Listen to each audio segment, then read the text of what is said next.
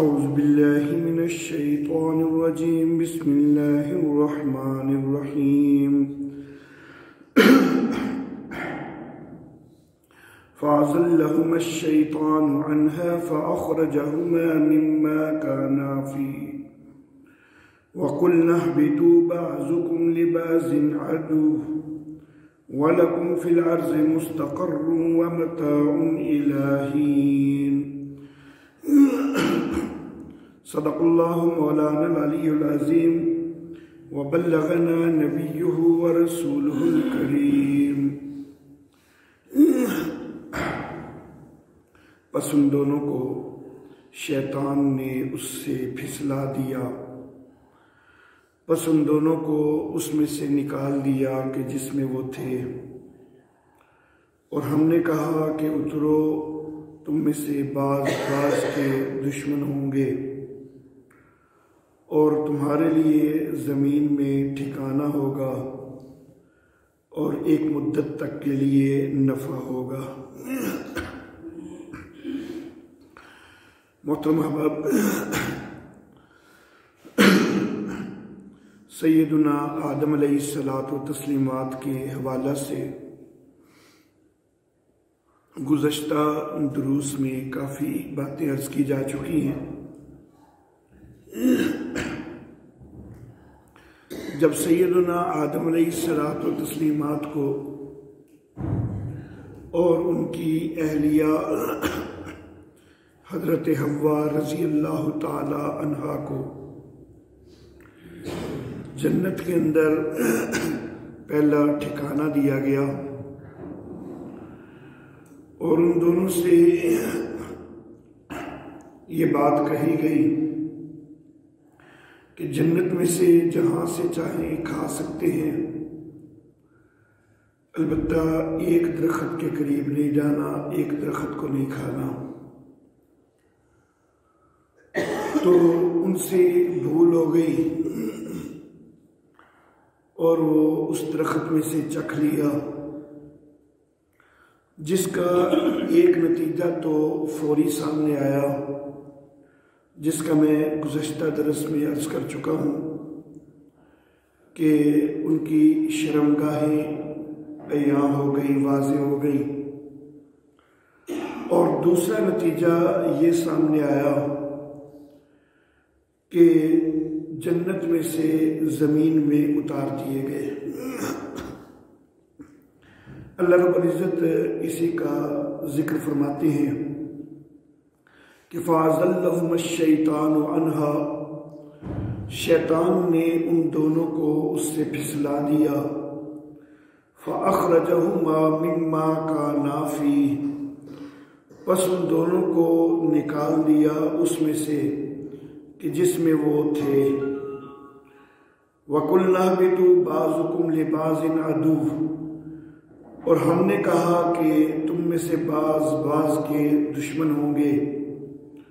وَلَكُمْ فِي الْأَرْضِ مُسْتَقَرٌّ وَمَتَاعٌ إِلَىٰ حِينٍ، اور تمہارے لیے زمین میں ٹھکانہ ہوگا اور ایک وقت تک کے لیے نفع ہوگا۔ اسی چیز کو اللہ رب العزت نے سورۃ الاعراف کی آیت نمبر 24-25 میں بھی بیان فرمایا ہے۔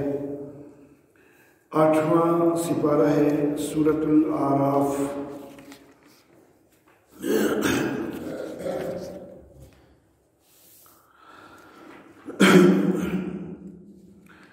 اللہ فرماتے ہیں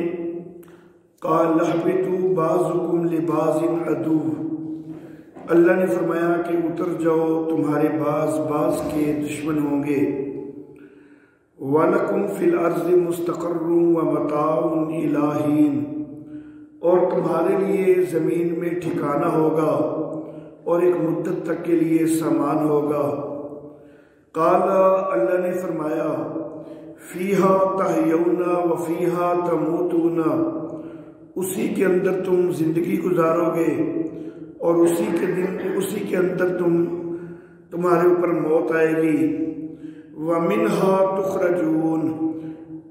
اور اسی میں سے تم نکالے جاؤ گے۔ یہاں پر میں توجہ دلانا چاہوں گا کہ سورۃ البقرہ کا جو مقام ہے آیت نمبر 36، تو اس کے اندر وَقُلْنَا اهْبِطُوا یہ لفظ ہے، اہبتو یہ جمع کا صیغہ ہے۔ سورہ اعراف میں بھی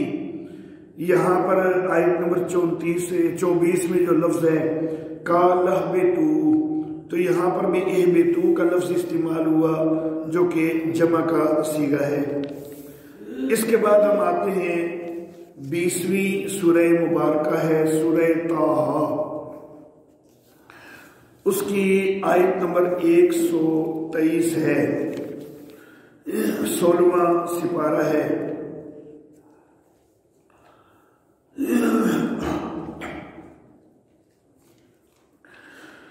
یہاں اللہ رب العزت نے فرمایا کہ قَالَ اهْبِطَا مِنْهَا جَمِيعًا بَعْضُكُمْ لِبَعْضٍ عَدُوٌّ، اللہ نے فرمایا کہ اتر جاؤ اس میں سے تم سب، تمہارے بعض کے دشمن ہوں گے۔ باقی جو دو مقامات ہیں سورۃ البقرہ اور سورۃ الاعراف والا، تو وہاں پر میں نے توجہ دلائی کہ اہبتو جمع کا صیغہ استعمال ہوا ہے، لیکن اس مقام پر اہبتا یہ تثنیہ کا صیغہ استعمال ہوا ہے۔ عربی میں تثنیہ کا صیغہ دو کے لیے ہوتا ہے اور دو سے زیادہ کے لیے جمع کا صیغہ ہوتا ہے۔ عملی طور پر جو اتارے جا رہے تھے اب اس وقت، تو وہ سیدنا آدم علیہ الصلوۃ والتسلیمات اور سیدہ حوا رضی اللہ تعالی عنہا، یہ دو ہی تھے۔ شیطان جو ہے وہ تو پہلے ہی نکالا جا چکا ہوا تھا، تو اس وقت جن کے اتارے جانے کا تذکرہ ہے تو وہ تو عملی طور پر دو ہی ہیں۔ تو اس مناسبت سے سورہ طٰہٰ میں تثنیہ کا صیغہ آ گیا کیونکہ دو کو ہی اتارا جا رہا ہے، لیکن سورۃ البقرہ اور سورہ اعراف کے اندر جو جمع کا صیغہ استعمال ہوا ہے اہبتو، تو وہ کس وجہ سے استعمال ہوا؟ تو بات اصل یہ ہے کہ ایک فوری چیز زمین میں اتارا جانا اس کا تذکرہ ہو رہا ہے، اور ایک چیز مستقبل کی بھی یہاں پر ذکر کی جا رہی ہے ان مقامات پر کہ تمہارے بعض کے دشمن ہوں گے، تو اس چیز کا بھی جو ہے وہ تذکرہ کیا جا رہا ہے۔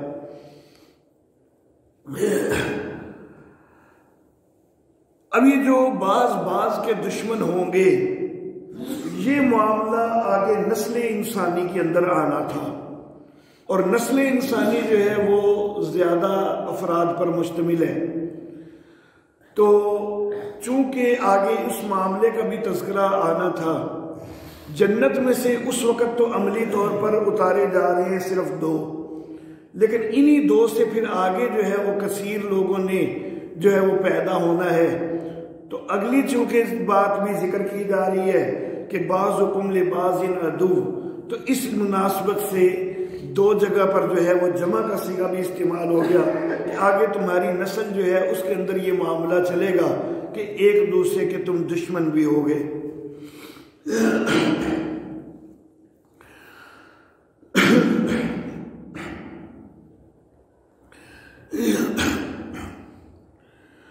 قرآن حکیم نے جو اس معاملے کا بیان کیا تو بڑے خوبصورت انداز میں، بڑے اعلیٰ انداز میں بیان فرمایا ہے۔ یہی چیز جس وقت ہم تورات میں دیکھتے ہیں تو اس میں کئی کمزوریاں نظر آتی ہیں، اور معلوم ہوتا ہے کہ واضح طور پر وہ تحریف کا نتیجہ ہے۔ تورات میں اس چیز کو بیان کرنے سے پہلے ایک چیز یہ بیان کی گئی، جس وقت حضرت آدم علیہ الصلوۃ والتسلیمات کو جنت میں رکھا جا رہا ہے اس وقت کے حوالہ سے کہ اور خدا نے ہر درخت کو جو دیکھنے میں خوشنما اور کھانے کے لیے اچھا تھا زمین سے اگایا، اور باغ کے بیچ میں حیات کا درخت اور نیک و بد کی پہچان کا درخت بھی لگایا۔ یہاں پر دو درختوں کا خاص طور پر ذکر کیا جا رہا ہے، حیات کا درخت اور نیک و بد کی پہچان کا درخت۔ یہ کتاب تورات کی کتاب پیدائش اس کے باب 2 کی آیت نمبر 9 ہے۔ اس کے بعد اسی باب نمبر 2 کی آیت نمبر 16-17 میں یہ عبارت ملتی ہے، اور خداوند خدا نے آدم کو حکم دیا اور کہا کہ تو باغ کے ہر درخت کا پھل بے روک ٹوک کھا سکتا ہے، لیکن نیک و بد کی پہچان کے درخت کا کبھی نہ کھانا، کیونکہ جس روز تو نے اس میں سے کھایا تو مرا۔ تو پہلی عبارت کے اندر 2 درختوں کا تذکرہ آیا ہے کہ ایک نیک و بد کا درخت اور ایک حیات کا درخت، اور یہ جہاں پر ممانعت کا ذکر آیا تو یہاں نیک و بد کے درخت سے ممانعت کا تذکرہ آیا۔ اس کے بعد تورات کی کتاب پیدائش اس کے 3 باب کی آیت نمبر 22 سے 24 تک زمین میں اتارے جانے کا جب تذکرہ ہو رہا ہے تو وہاں پر بڑا عجیب انداز ہے۔ وہاں پر عبارت یہ ہے کہ اور خداوند خدا نے کہا کہ دیکھو انسان نیک و بد کی پہچان میں ہم میں سے ایک کی مانند ہو گیا، اب کہیں ایسا نہ ہو کہ وہ اپنا ہاتھ بڑھائے اور حیات کے درخت سے بھی کچھ لے کر کھائے اور ہمیشہ جیتا رہے۔ تو یہ معاذ اللہ ثم معاذ اللہ، اللہ رب العزت کو جو ہے وہ ڈر پیدا ہو گیا کہ نیک و بد کی پہچان میں تو انسان جو ہے وہ ہماری طرح کا ہو گیا ہے، تو کہیں وہ ہمیشہ کی زندگی بھی حاصل نہ کر لے۔ تو یہ وجہ بنی نکالنے کی، اس لیے خداوند خدا نے اس کو باغ عدن سے باہر کر دیا تاکہ وہ اس زمین کی جس میں سے وہ لیا گیا تھا کھیتی کرے۔ چنانچہ اس نے آدم کو نکال دیا اور باغ عدن کے مشرق کی طرف کروبیوں کو اور چوگرد گھومنے والی شعلہ زن تلوار کو رکھا کہ وہ زندگی کے درخت کی راہ کی حفاظت کریں۔ کروبیاں یہ فرشتوں کو کہا جاتا ہے۔ تو معاذ اللہ کو یہ ڈر پیدا ہوا کہ یہ دوبارہ کہیں اس باغ میں جنت میں جو ہے وہ نہ آ جائے اور دوبارہ کہیں حیات کے درخت میں سے بھی نہ کھا لے، تو اس لیے اللہ کو فرشتے مقرر کرنے پڑے اور تلوار مقرر کرنا پڑی حفاظت کے لیے۔ تو بہرحال یہ تورات کا بیان جو ہے وہ واضح طور پر تعریفات کا نتیجہ ہے۔ اللہ رب العزت کو اس طرح کے خدشات اور ڈر جو ہے وہ کبھی پیدا نہیں ہو سکتے۔ انسان کو جنت میں سے نکالا گیا ہے، سیدنا آدم علیہ الصلوۃ والتسلیمات کو جنت میں سے نکالا گیا ہے، اور اللہ رب العزت کا جو یہ فیصلہ تھا یہ اس لیے کہ انسان کو مکلف بنانا مقصود تھا کہ انسان نے شریعت کے اوپر عمل کرنا ہے، اور پھر انسان کی اس کے اندر انسان کا امتحان مقصود تھا کہ کون کامیابی کی راہ پہ چلتے ہیں، کون ناکامی کی راہ پہ چلتے ہیں۔ تو انشاءاللہ ثم انشاءاللہ اللہ رب العزت ہم سب کو جو ہے وہ کامیابی کی راہ پر ہی چلنے کی توفیق عطا فرمائے۔ تو انشاءاللہ ہم سب نے جو ہے وہ جنت میں پہنچنا ہے۔ میں اس حوالہ سے ایک جملہ کہا کرتا ہوں کہ جنت میرے بابا آدم کی وراثت ہے، میں بیٹا بن کے رہوں گا تو وہ مجھے مل کے رہے گی۔ تو لیکن شرط یہ ہے کہ بیٹا بن کے رہیں، واقعی انسانوں والے کام کریں، انسانیت اپنے اندر پیدا کریں، تو انشاءاللہ جنت ہمیں ضرور مل کے رہے گی۔ حضرت آدم علیہ الصلوۃ والتسلیمات کو یہ پہلا ٹھکانہ اللہ نے جو دیا تو اس کے اندر اشارہ فرما دیا تھا اللہ نے کہ انسان کا اصل ٹھکانہ تو یہی ہے، لیکن اس ٹھکانے پر پہنچنے کے لیے بہرحال ایک آزمائش ہونی ہے، امتحان ہونا ہے۔ اگر وہ اس امتحان میں دنیا کے امتحان کے اندر کامیاب ہوگا تو پھر اس اپنے اصل ٹھکانے تک پہنچ جائے گا، لیکن اگر کامیاب نہیں ہوگا تو پھر وہ اس ٹھکانے تک نہیں پہنچ سکے گا۔ بہرحال قرآن حکیم کا یہ واضح طور پر نظریہ ہے کہ انسان کو ایک مستقل مخلوق کی حیثیت سے اللہ رب العزت نے بنایا ہے اور اس کے اندر روح پھونکی ہے اور پھر اس کو جنت میں رکھا، پھر اس کو زمین میں اتارا۔ قرآن حکیم کا نظریہ یہ بڑا واضح طور پر جو ہے وہ ہمارے سامنے ہے۔ اس کے مقابلہ میں ایک نظریہ دہرویت کا، جس کو سائنس نے بہت زیادہ جو ہے وہ اچھالا اور اس کو بہت زیادہ اس کی ترویج و اشاعت کی، اس کو نظریہ ارتقاء کہا جاتا ہے، کہ جس کا حاصل یہ ہے کہ کوئی بنانے والا نہیں ہے، اتفاقات کے نتیجہ میں سمندر میں پہلے یک خلوی جاندار وہ پیدا ہونے شروع ہوئے، پھر آہستہ آہستہ انہوں نے اکٹھا مل کے رہنا شروع کیا، اس سے کثیر خلوی جاندار پیدا ہونے شروع ہو گئے۔ یہ سارا کچھ اتفاقات کا نتیجہ ہوتا رہا۔ پھر انہی میں سے کئی خشکی کی طرف مائل ہوئے، پھر ان میں سے کئی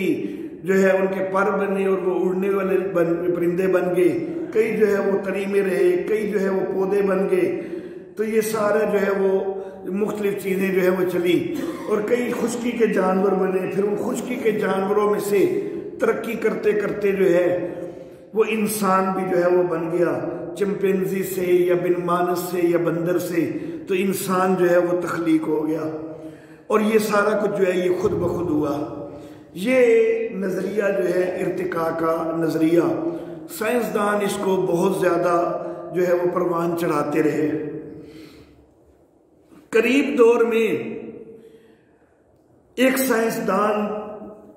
ڈاکٹر ایلس سلور، انہوں نے ایک کتاب لکھی ہے، اور انہوں نے اس کتاب کے اندر یہ ارتقاء کے نظریہ کی جو ہے وہ بنیادوں کو بہت زیادہ توڑ کے رکھ دیا۔ کتاب ہے ان کی ہیومنز آر ناٹ فرام ارتھ، کہ انسان جو ہے یہ زمین میں سے نہیں ہے، یعنی یہ کہیں اور سے زمین میں آئے ہیں، یہ زمین میں سے نہیں ہے۔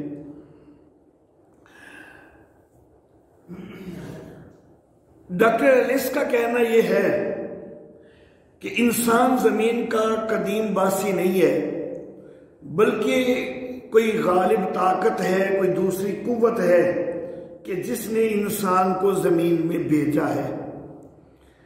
پھر وہ بھیجنے کے حوالے سے یہ کہتے ہیں کہ اس کی مختلف وجوہات ہو سکتی ہیں، کہ انسان کو جو زمین میں بھیجا گیا ہے تو کیوں بھیجا گیا ہے۔ یہ وجہ بھی ہو سکتی ہے کہ زمین کے اوپر کسی ایک غالب نسل کی کمی تھی، اور اس کمی کو پورا کرنے کے لیے زمین پر انسان کو بھیجا گیا۔ شاید یہ وہی چیز ہے کہ جس کو قرآن حکیم نے یوں ذکر فرمایا کہ انی جائل فی الارض خلیفہ، اور خلیفہ جو ہے وہ ظاہر بات ہے کہ ایک غالب حیثیت والا ہوگا۔ تو ڈاکٹر ایلس نے بھی کہا کہ ایک وجہ یہ ہو سکتی ہے کہ زمین کے اوپر ایک غالب نسل کی کمی تھی، تو اس کمی کو پورا کرنے کے لیے انسان کو بھیجا گیا۔ دوسری وجہ وہ یہ ذکر کرتے ہیں کہ شاید زمین کے اندر کوئی ایسی مخلوق تھی کہ جو بہت بے قابو تھی، تو اس کے قدرتی شکار کرنے کے لیے انسان کو جو ہے وہ بھیجا گیا۔ بہرحال یہ انہوں نے اپنی سوچ کے مطابق جو ہے وہ دو چیزیں ذکر کی ہیں۔ ہمارے نزدیک تو انسان کو بھیجے جانے کا مقصد جو ہے وہ انسان کا امتحان ہے، اور اللہ رب العزت کی طرف سے یہ ایک آزمائش ہے، امتحان ہے، اور انسان کو مکلف کرنا ہے، اور اللہ رب العزت کی توحید جو ہے اس کے اوپر اس کو کاربند کروانا ہے۔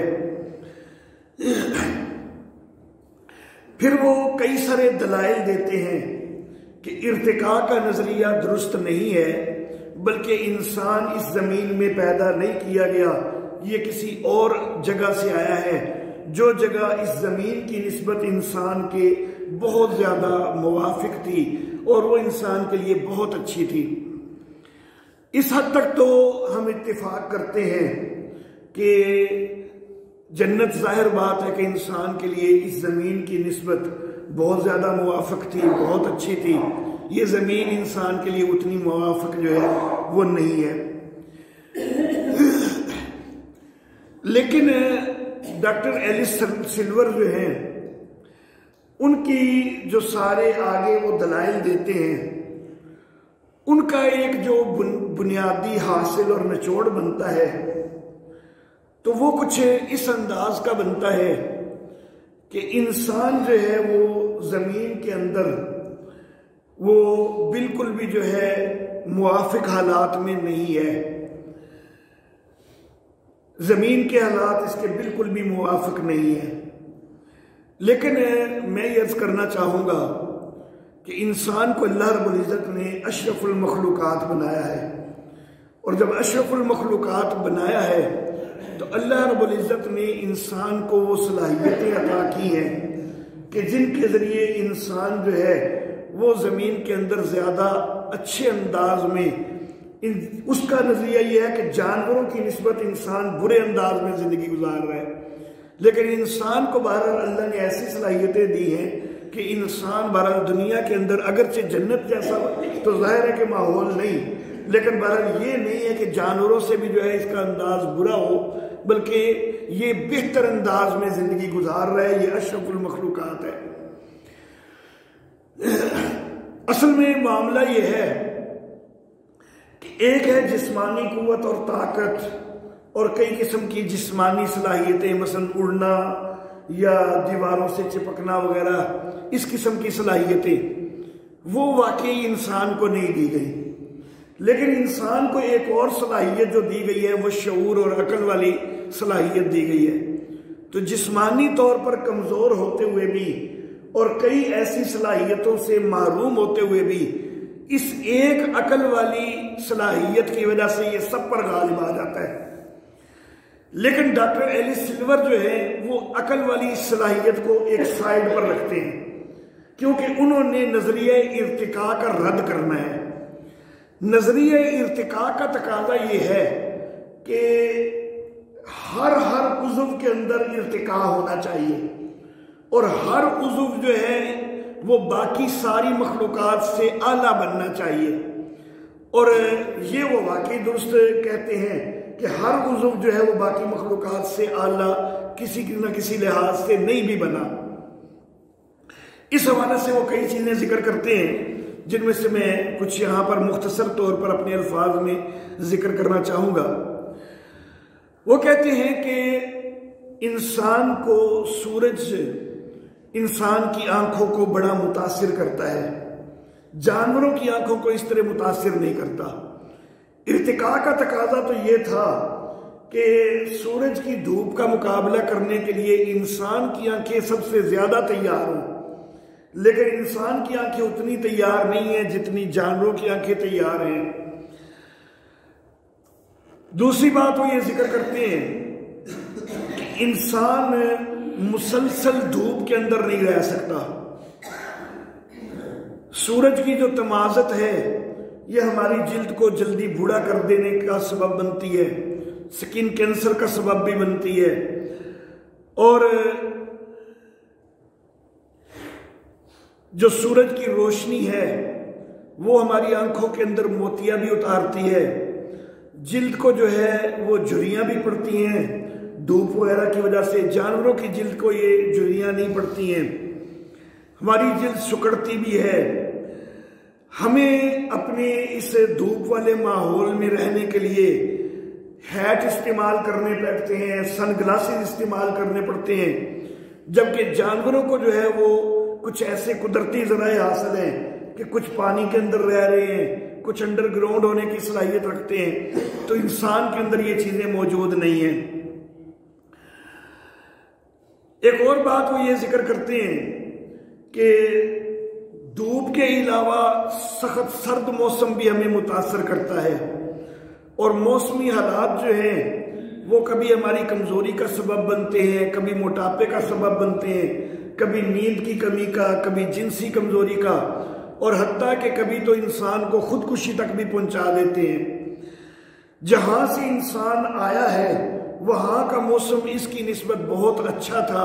اور وہ ہر وقت ایسا تھا جیسے بہار کا موسم ہوتا ہے، لیکن زمین کے موسمی حالات کے اندر جو تغیرات ہیں تو یہ انسان کو بڑا متاثر کرتے ہیں۔ پرندوں کے اندر یہ چیز کئیوں میں پائی جاتی ہے کہ وہ جس وقت موسم تبدیل ہو رہا ہوتا ہے تو وہ پہلے ہی اپنے ایک علاقے سے کئی کئی ہزار کلومیٹر دور ہجرت کر کے چلے جاتے ہیں اور پھر دوبارہ موسم تبدیل ہونے پر اپنے علاقے میں واپس آ جاتے ہیں۔ کئی جانوروں کے اندر یہ صلاحیت ہے کہ موسم کا مقابلہ کرنے کے لیے وہ ایک طویل عرصہ کے لیے بے حس و حرکت پڑے رہتے ہیں اور موسمی حالات ان کے اوپر اثر نہیں کرتے۔ کئی جانوروں کے اندر یہ صلاحیت ہے کہ وہ اپنے بل وغیرہ جو ہیں ان کے اندر خوراک کا ذخیرہ کر لیتے ہیں اور ایک طویل عرصہ وہ باہر ہی نہیں نکلتے ہیں۔ تو اس طرح کی صلاحیتیں دیگر چیزوں کے اندر دی گئی ہیں، انسان کے اندر یہ چیزیں موجود نہیں ہیں۔ اگر انسان ارتقاء کے ساتھ یہاں پہنچا ہوتا تو یہ ساری صلاحیتیں انسان کے اندر زیادہ اچھے انداز میں موجود ہونی چاہیے تھی۔ پھر وہ کہتے ہیں کہ زمین کی جو کشش ثقل ہے یہ ہماری اصل جائے تخلیق کی کشش ثقل سے بہت کم ہے۔ ہماری جو اصل جائے تخلیق ہے اس کی کشش ثقل زیادہ تھی، یہاں کی کشش ثقل کم ہے، اور یہ کشش ثقل کا کم ہونا یہ سبب بنتا ہے ہماری افزائش نسل کے اندر تیزی اور ہمارے لمبے ہونے میں، اور اس کی وجہ سے کمر درد کا جو ہے وہ شکار ہوتے ہیں۔ مزید وہ یہ بھی کہتا ہے کہ انسان کا جو ڈی این اے ہے وہ 98% چمپینزی کے ساتھ ملتا ہے۔ چمپینزی کے اندر کروموسومز کے 24 جوڑے ہیں جبکہ انسان کے اندر کروموسومز کے 23 جوڑے ہیں۔ تو اس لحاظ سے انسان اور چمپینزی بظاہر بہت جو ہے وہ قریب ہونے چاہیے، لیکن وہ کہتا ہے کہ ڈی این اے کا اتنا قریب ہونا اس سے بھی کوئی فرق نہیں پڑتا جب ایک جینیٹک کوڈ جو ہے وہ بھی فرق والا ہو تو پھر جو ہے وہ بہت ساری حید تبدیل ہو جاتی ہے۔ اور وہ کہتے ہیں کہ انسان کے اندر ایک زائد جین 223 جو ہے وہ دریافت ہوا ہے جو زمین کی کسی اور مخلوق کے اندر دریافت نہیں ہوا، وہ کسی اور مخلوق میں نہیں پایا جاتا، صرف انسان میں پایا جاتا ہے۔ تو اس سے معلوم ہوتا ہے کہ انسان وہ اس زمین کے اندر پیدا نہیں کیا گیا تھا۔ مزید وہ کہتا ہے کہ اگر ڈارون کا نظریہ ارتقاء درست ہوتا تو وہ کہتا ہے کہ ایک نسل سے ایک مخلوق سے دوسری مخلوق کی طرف تبدیلی ہوتی ہے، پھر ادھر سے تیسری مخلوق کی طرف تبدیلی ہوتی ہے، تو پھر درمیان میں کئی فوسلز ایسے بھی ملنے چاہیے جو ایک مخلوق اور دوسری مخلوق کے درمیانی کڑیاں ہوں، لیکن ایسی کڑیاں ہمیں کہیں نہیں ملتی ہیں۔ مزید وہ یہ کہتا ہے کہ انسان واحد ہے کہ جو زمین کے حالات سے، زمین کے اوپر موسم وغیرہ کے ماحول سے نبرد آزما ہونے کے لیے عقل کا محتاج ہے۔ دیگر حیوانات جو ہیں وہ اس چیز کے محتاج نہیں ہیں۔ زمین کے اندر سے جو غذا ہم کھاتے ہیں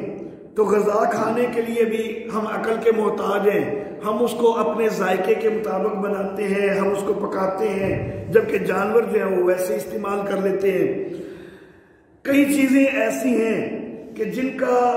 جانور قبل از وقت ادراک کر لیتے ہیں، زلزلوں کا کئی جانور ادراک کر لیتے ہیں، سمندری طوفانوں کا کئی جانور ادراک کر لیتے ہیں، سونامیز کا کئی جانور ادراک کر لیتے ہیں، جبکہ انسان ایسا نہیں کرتا۔ کئی جانور ان کے اندر یہ صلاحیت ہے کہ وہ سونگھ کر بڑی دور دراز تک جو ہے وہ کسی کا تعاقب کر سکتے ہیں، مثلا کتے جو ہیں وہ دور دراز تک جو ہے وہ پہنچ جاتے ہیں۔ زمین کے اندر ایک مقناطیسی کشش موجود ہے اور کئی جانور ایسے ہیں کہ جو اپنے راستوں کا تعین جو کرتے ہیں تو وہ اس مقناطیسی کشش کو استعمال کر کے اپنے راستوں کا تعین کرتے ہیں۔ جو موسمی حالات سے بچنے کے لیے پرندے جو ہیں کئی ہزار میل کا سفر طے کرتے ہیں، ان کو جو راستے کا علم ہوتا ہے تو وہ زمین کی مقناطیسی میدان کی وجہ سے ہی جو ہے وہ اس کا شعور حاصل کرتے ہیں۔ اب انسان کے اندر بھی سائنس کہتی ہے کہ وہ سیل موجود ہیں کہ جو مقناطیسی کشش کا ادراک کرتے ہیں، لیکن اس کے باوجود انسان مقناطیسی کشش سے اپنے راستے تو معلوم نہیں کر پاتا۔ جانور معلوم کر پاتے ہیں، انسان معلوم نہیں کر پاتا۔ وجہ یہ ہے کہ انسان ڈاکٹر ایلس کہتے ہیں کہ انسان جہاں پیدا کیا گیا تھا یعنی جنت جو ہے تو وہاں کی جو مقناطیسی کشش تھی انسان کے اندر جو سیل ہیں وہ اس کے زیادہ موافق ہیں. انسان اس کے اندر تو اپنے راستوں کو جو ہے وہ صحیح معلوم کر سکتا ہے. زمین کی مقناطیسی کشش انسان کے ان سیل کے موافق نہیں ہے کیونکہ زمین کی مقناطیسی کشش جو ہے وہ اس سے کہیں زیادہ کم ہے. تو اس لیے انسان یہاں پر اپنے راستوں کا ادراک نہیں کر پاتا. پھر وہ یہ بھی کہتا ہے کہ جانوروں کے جسموں کے اوپر بال موجود ہوتے ہیں جو سردی سے بچاؤ کا کام دیتے ہیں. اگر انسان ارتقاء کا نتیجہ ہوتا تو انسان کے اوپر بھی کوئی ایسی چیز ہونی چاہیے تھی کہ جو سردی سے انسان کو بچائے. وہ یہ بھی کہتا ہے کہ زمین کی ہوا یہ ہماری جائے تخلیق کی ہوا سے کافی مختلف ہے جس کی وجہ سے ہم دمہ میں بھی مبتلا ہوتے ہیں, موسمی بخار میں بھی مبتلا ہوتے ہیں. مزید وہ یہ بھی کہتا ہے کہ زمین کی جو خوراک ہے وہ انسان کو اپنی اصل حالت میں پسند نہیں آتی بلکہ انسان جو ہے وہ اپنی مرضی کے ذائقے تیار کرتا ہے, اس کو پکاتا ہے اور پھر کئی چیزیں جو انسان کو خود کو معلوم ہے کہ یہ میری صحت کے لیے اچھی ہیں لیکن وہ اس کو پسند نہیں آ رہی ہوتی. مثلا کچے پھل ہیں, سبزیاں ہیں تو یہ چیزیں انسان کے لیے مفید ہیں, سفید گوشت مفید ہے لیکن یہ انسان کو کم پسند آتی ہیں. اس کے مقابلہ میں جو چیزیں انسان کو معلوم ہے کہ ہمارے لیے نقصان دہ ہیں وہ انسان کو زیادہ پسند آتی ہیں. مثلا چاکلیٹ ہے, شوگر ہے, نمک ہے, چربی, الکوہلک ڈرنکس وغیرہ, سرخ گوشت وغیرہ یہ انسان کے لیے اتنے مفید نہیں ہیں تو یہ زیادہ انسان کو جو ہے وہ پسند آتے ہیں بلکہ کئی لحاظ سے نقصان دہ بھی ہیں. ڈاکٹر ایلس مزید یہ کہتا ہے کہ ہماری جو جائے تخلیق تھی اس کے اندر کوئی ایسی چیز پائی جاتی تھی کہ انسان کی آبادی کنٹرول میں رہے لیکن زمین کے اندر وہ کنٹرول نہیں ہو رہا اور آبادی انتہائی تیزی سے بڑھ رہی ہے. اس سے بھی پتہ چلتا ہے کہ انسان جو ہے وہ یہاں کی مخلوق نہیں ہے. ایک اور بات وہ یہ کہتا ہے کہ ارتقاء کے حامی وہ یہ کہتے ہیں کہ شمالی افریقہ کے اندر یہ ارتقاء ہوا تھا. حالانکہ شمالی افریقہ جو ہے وہاں پر بڑے خطرناک جانور ہیں تو ان سے بچاؤ کے لیے پھر انسان کے پاس دفاعی قوت ان سے نسبت زیادہ ہونی چاہیے تھی